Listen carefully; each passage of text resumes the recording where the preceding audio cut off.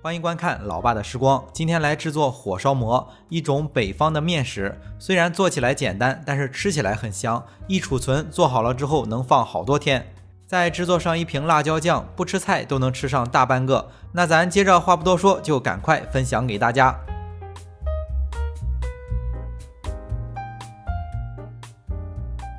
制作非常简单，首先准备600克的中筋面粉，就是家里最常用的面粉。先加入6克的酵母粉，简单的搅拌一下。接着加入10克的白砂糖，加入15克的猪油，烙饼的时候有助于锁住水分，当然普通的食用油也可以。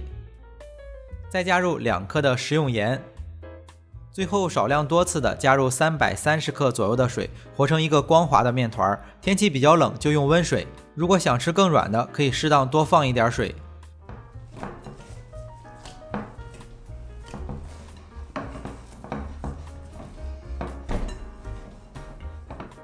面团揉均匀之后不好用力，拿到案板上把面团揉光滑。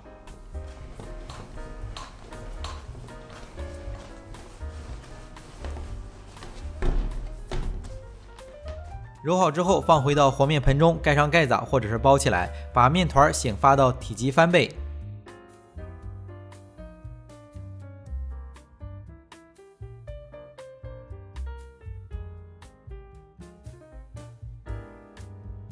醒发好以后就不要再揉面了，直接分成2个面团。面团简单的揉圆，摊成一张饼，大概直径20公分左右吧。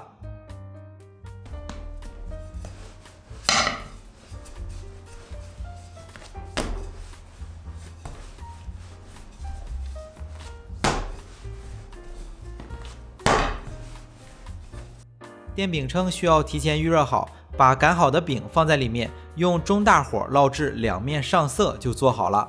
电饼铛的功率如果比较大，就适当调节，不要烙糊了。虽然这个饼啥也没有，但是吃起来特别香，可能是北方人喜欢吃面食印在骨子里的基因吧。之前分享过一个自制辣椒酱，是插播在酱香饼里的一个片段，很多朋友可能没有看过，那款辣椒酱配这个饼绝对非常的好吃，所以再给大家分享一遍。首先在料理机里加入姜30克，蒜30克，洋葱200克，然后打碎。接着起锅加入150克的食用油，油加热到微微有一点冒烟，不要太热，不然做出来的辣椒酱会发黑。油热了之后加入20克的辣椒面，再加入20克的孜然，也可以用13香。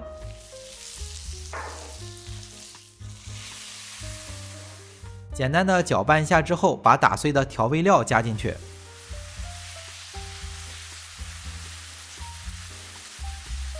先用中小火翻炒一小会儿，炒出香味。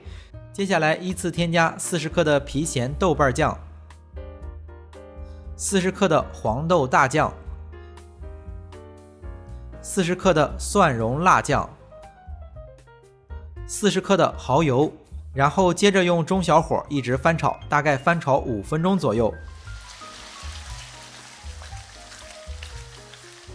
最后看到材料炒干了很多，然后加入20克的白砂糖，3克的鸡精调味儿，根据情况适当的再加一点水，视频里加了50克，最后翻炒个1分钟左右就做好了。放凉之后配很多东西都特别的好吃。